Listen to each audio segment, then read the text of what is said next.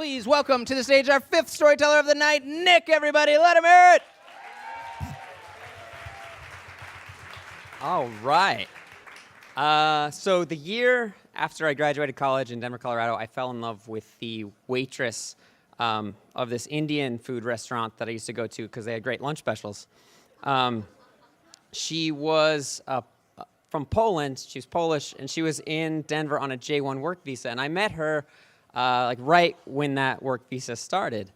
And I invited her to a party the first night that I met her, and she came. And then from that moment on, we were inseparable. It was it was kind of magic. We did everything together. I took her to Red Rocks. I took her to concerts. I took her to a Broncos preseason football game, and it was amazing because she didn't know anything about the game of football, but she loved when they said incomplete in the crowd. She called me Neek, which I loved. It was like the best relationship, only she wouldn't kiss me, or she wouldn't sleep with me, or she wouldn't have sex with me because she had a boyfriend back in Poland. And I was respectful to that, but I also wanted to steal her from him because I thought I was great, and I wasn't crazy. She had her best friend from Poland as well, Beata. Beata was in Denver too, and she kept on egging me on. She was like, Nick, you are so much better than her boyfriend. You're so much better. And so it just kept my momentum going, like, oh, maybe one more amazing, magical journey on my scooter will, convince her that she should, I don't know. So the summer ends, and we're both teary-eyed in the airport, and she says, why don't you come to Poland? And I did.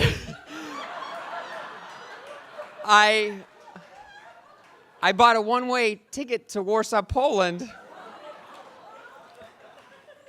and I didn't quite know how irrational it was until I got off the plane in Warsaw, and it was like fall. It was really cold, and it was gray, and then I took a 2-hour bus to Łódź, Poland, which is 2 hours west of Warsaw, and I got out, and it was just this ugly, like communist, industrial, like blue-collar town. It wasn't like a pretty Western European town. It was like Łódź, Poland.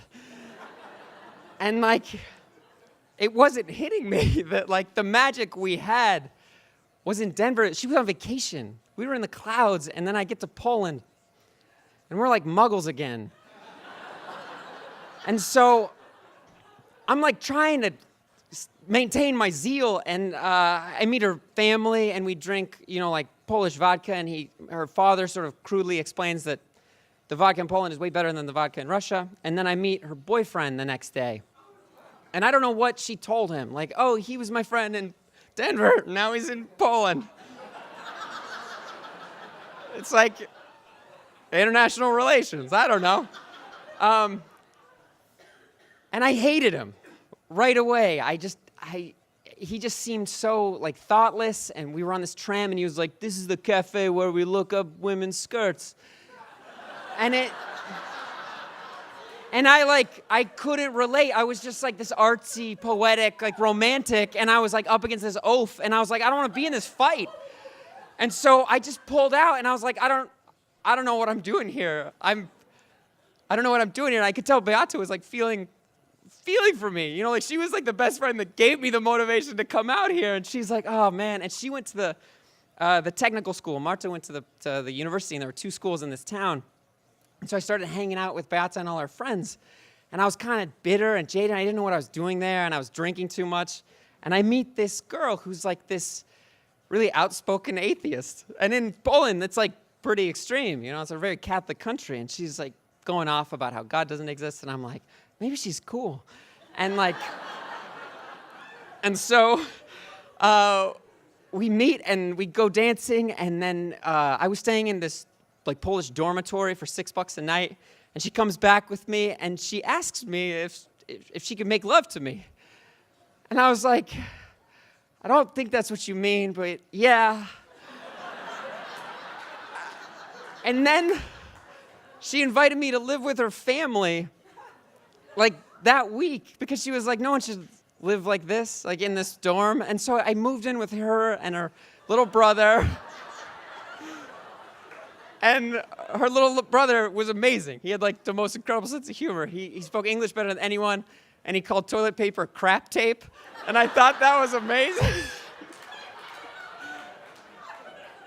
And I went to Poland because I believed in love, and I wanted to like just see where it could get me. And I ended up living with this amazing family for like 4 months. And it was like one of the best experiences of my life. And it wasn't love, but it just shows like, just chase it. I don't know, take a risk.